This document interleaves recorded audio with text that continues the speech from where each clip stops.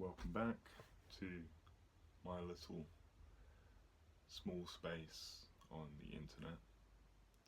I'm a little bit tired right now, a little bit fatigued, the body is not as energized as it often is when I record these sort of videos.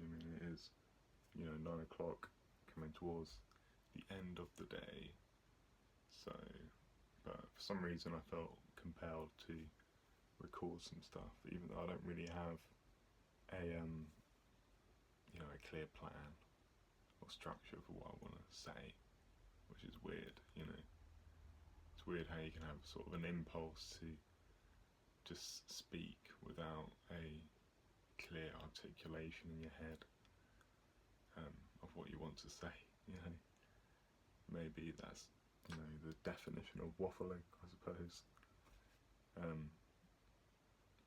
But yeah, I don't know, there is, a kind of a force that wants to sort of get out.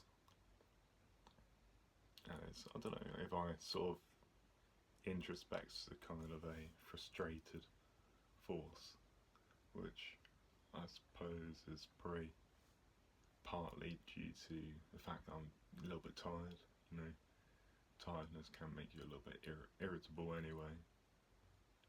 But I don't know, I think part of this frustration, this kind of contracted unease, I don't know whether it's inside me or it's kind of my own sort of perception of the world as it is, there's the whole thing of like, often we can externalize our own sort of internal issues and pathologies onto the world out there. That's the definition of projection sometimes. But I don't know, and I think maybe some people can relate to sort of a general unease with the state of the world. That's a kind of a perennial thing to feel, maybe, it's just, the entropy of society and social institutions, they come and go, but I don't know, I feel increasingly sort of aware and cognizant of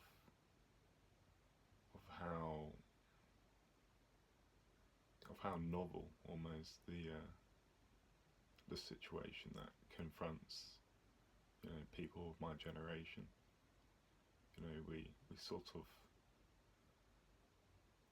of the cultural mythologies and narratives of what constitutes a normal life, that just seem to be crumbling before us,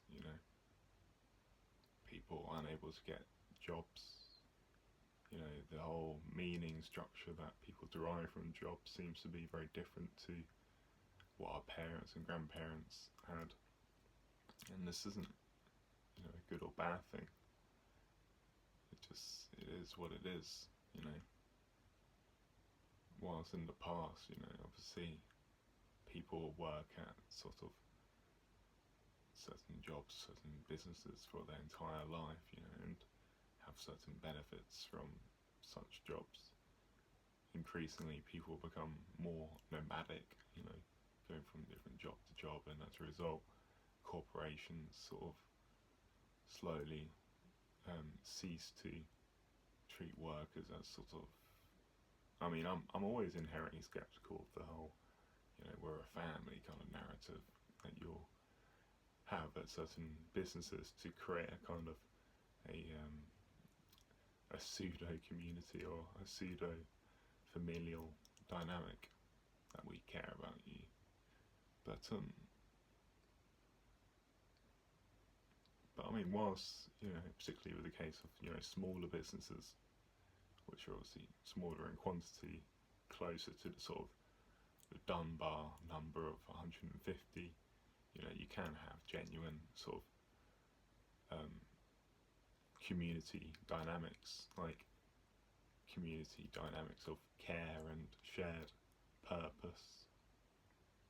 But when you scale upwards to larger scale corporations, which are just vast, global and bureaucratic, there's this weird distancing that happens where people feel like a very small cog within an overwhelmingly large structure, and there's a sense that the structure, the institutional structure, is not one that cares about you in particular. It's more a structure that just seeks to drain and exploit as much economic energy out of you. You're sort of reduced to a commodity of labour, but there's no choice. One needs to eat, one needs to have a house to live under. And so there's this normalised conveyor belt that takes you through education, into careers, the workforce. But what is it all for?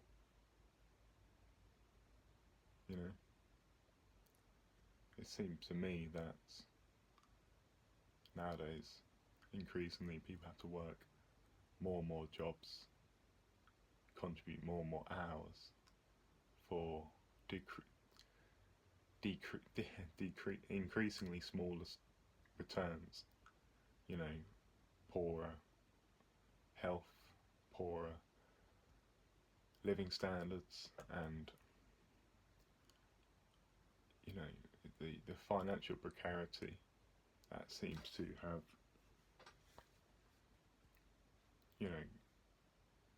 consumed a lot of people.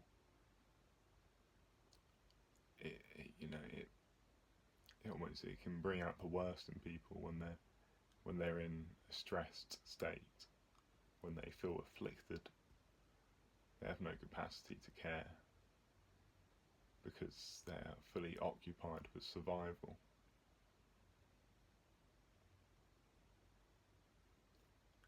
And it's bizarre, because I try to understand what's going on with the world, with the economy, with geopolitics, and the shifting and changing power structures that be, and how these shifting power structures affect the individuals. And it feels as though the relationship between the individual and the institution has become increasingly coercive.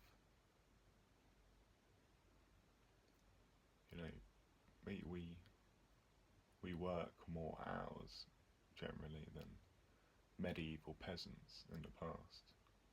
They had more labour time, or free time rather.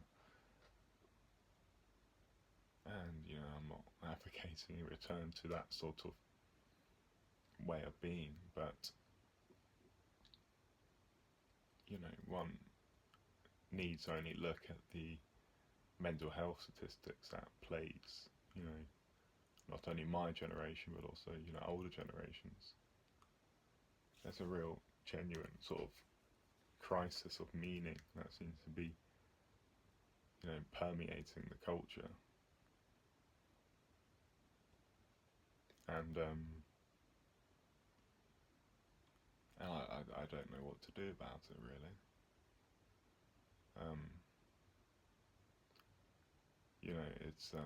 I try to be a sort of an observer of what's going on, an observer of the patterns that be, and sometimes I'm alarmed, sometimes I'm sort of overwhelmed by the sense that we are blindly walking or wandering, really, And I particularly say with the technological developments that we see in AI and the increasing industrialization of work and labour, which will,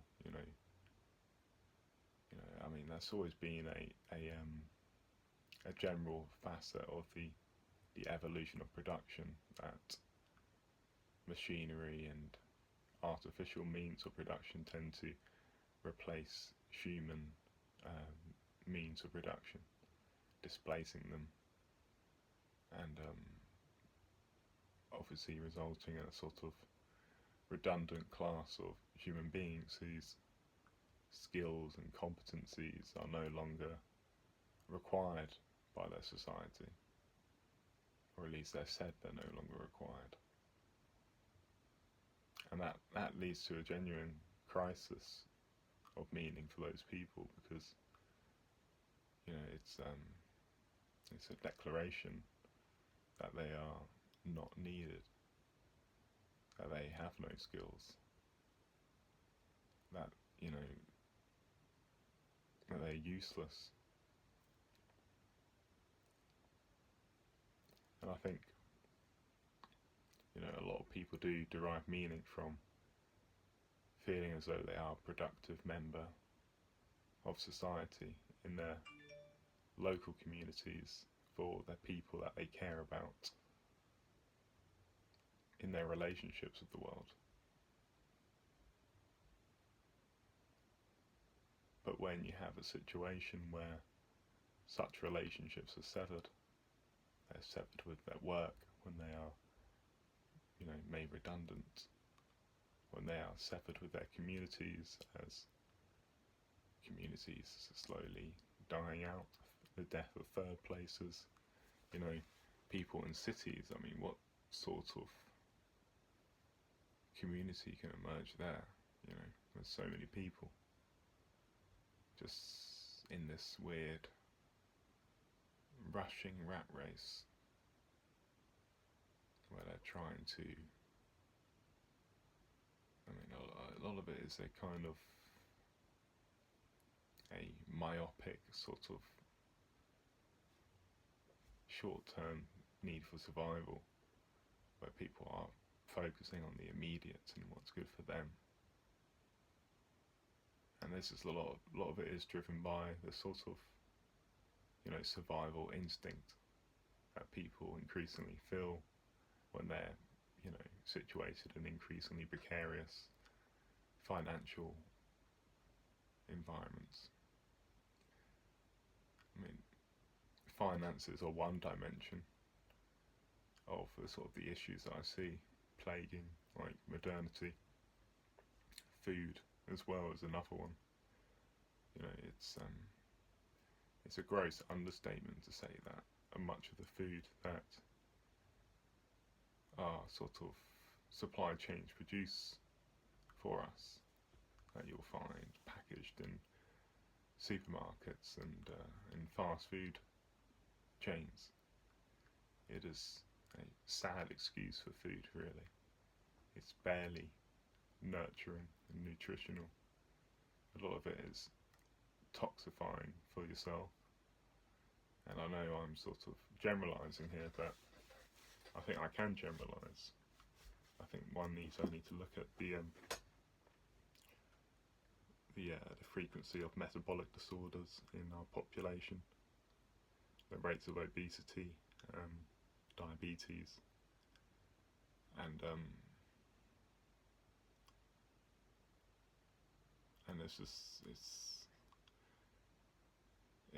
food is something that is so intimate to one's psychology, and as well historically it's always been a very communal activity, the creating and consumption of food with other people around you.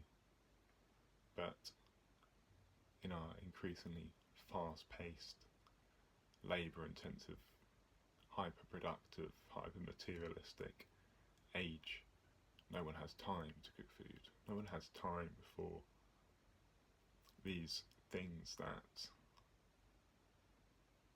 we ascribe deep meaning and deep, almost spiritual value to. But, they've been slowly whittled away. No one has time anymore. And time is the most scarce commodity,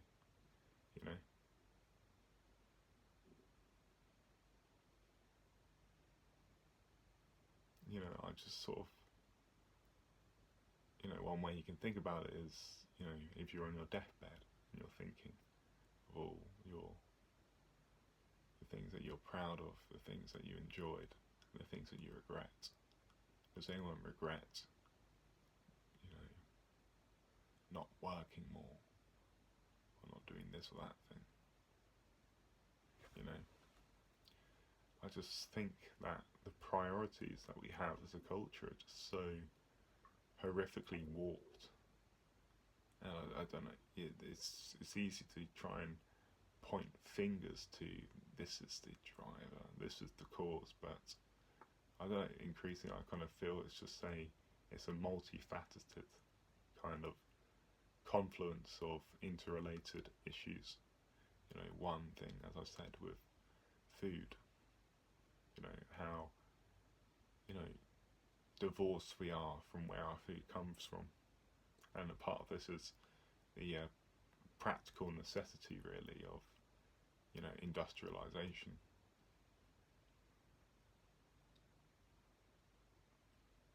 With the processing of food to provide and produce higher quantities.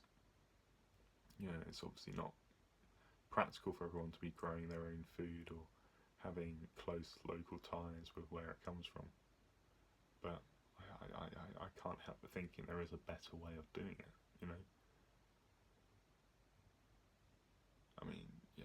obviously a common criticism is the use of the addition of oils in food, which is, you could probably reasonably call the inclusion of industrial waste in food, because that's what it is, really, and it's it's linked to all sorts of health issues, but it's in food. You only have to look at the ingredients to find just tens of different weird chemical names and stuff you don't really recognise, and you think, oh, this is food, this is nurturing, this is nutritional, this is definitely not damaging my cells. But I don't know, I got caught on the topic of food, but it's something that, I think it's not the entire answer. You can't fix everything by fixing food, but it just disturbs me how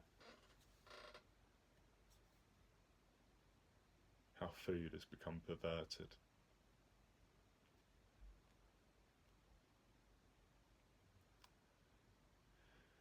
And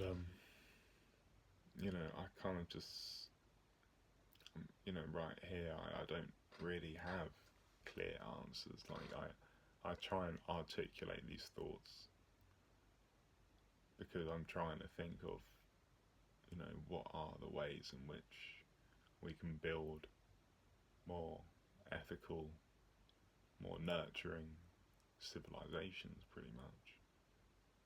And, that's a very macro picture, but I think to get at the macro picture, you have to start from the local, start from your local relationships and friendships and connections of other people, And I think this is something that, I don't know, it counters what I see as a general trend that we've had, particularly with the rise of technological devices, of smartphones, this increasing sort of digital solipsism, which I feel a lot of people find themselves wandering into, and it creates a kind of slight narcissism as well in people,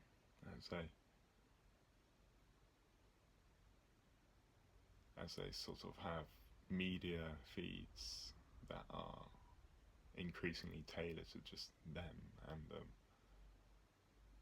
it's when everything does become much more personalized and much more individualized, it can perhaps lead to the development of habits and patterns which impair your ability to step out of yourself and to relate to another person and to connect to another person. And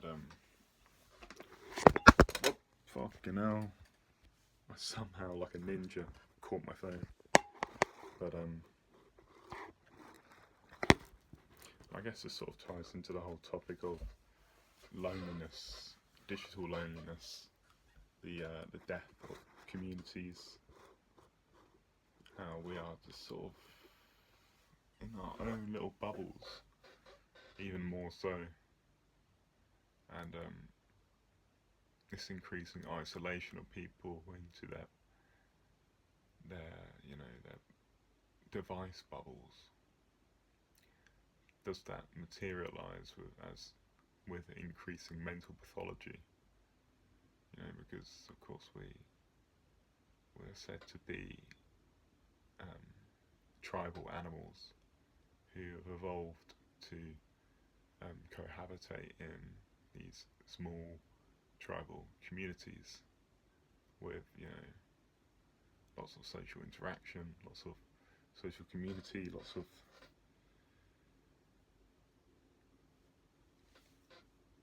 of conversation, lots of dance, music, particularly music together. Music is a very communal thing. That's why people like to go to gigs and play music with one another and listen to music together. There's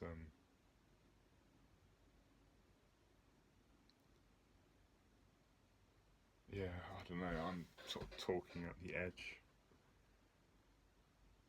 of what I really can articulate. I'm probably displaying my mental fatigue at the moment. But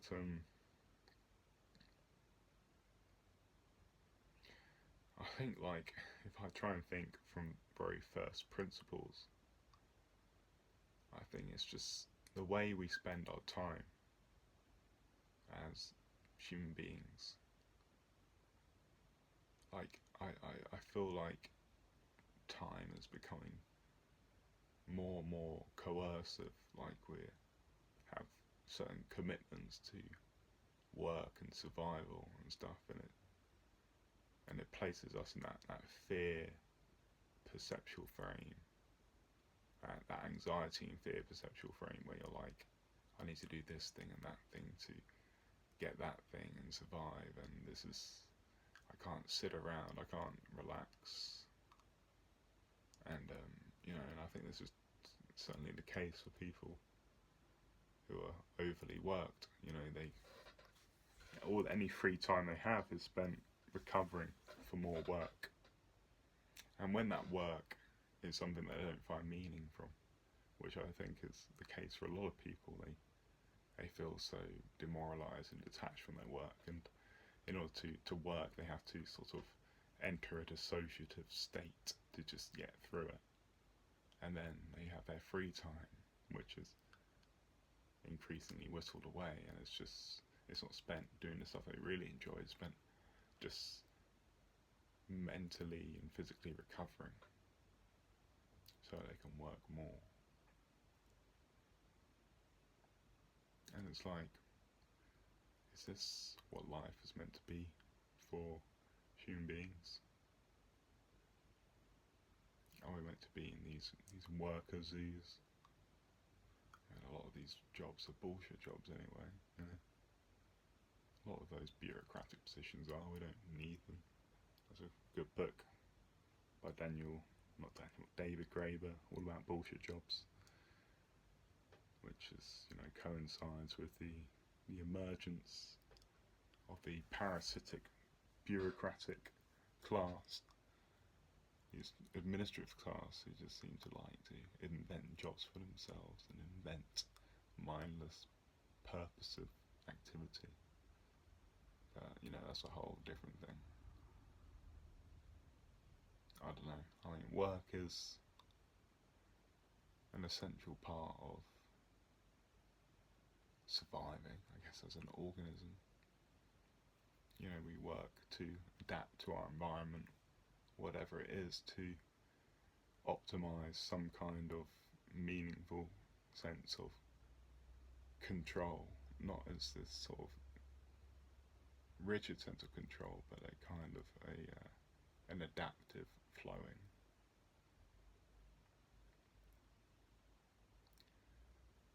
And when I think about what I enjoy working with, I'm still just figuring it out. I've never quite felt attracted to the more normative 9 to 5 of working for a large or indifferent corporation, really, who I know doesn't really give a shit about me. I'm just there doing my bit, trying not to step on too many toes. So, I mean, there's a whole, you have to deal with the whole bullshit of social dynamics and power dynamics when you're in a corporation as well, don't you? Which I really can't be fucked for. Which is why, I do a podcast instead, in the vague hopes that I could be able to find financial, security from that. But I mean, that's the initial goal, of achieving some kind of financial independence within this, coercive debt state that, society seems to be. It's a state that exerts control through debt, pretty much. You need debt to buy a house, and then you're paying a bank to live in that house. It's such a funny state of affairs. You think, how do these banks make money? By taking in deposits of loads and loads of different people, and then gambling with those deposits. But obviously they get returns from the successful gambles that they make with our money. We don't get the returns. They give us a measly interest rate on our savings, which doesn't even outstrip inflation. And then when banks gamble badly, as they did in the 2008 crisis, they get bailed out by us again. Such an absurd state of affairs, but I don't want to go too deeply into that right now. I will in the future, as I have already done in the past, as I sort of, gain an increasing understanding of the financial system.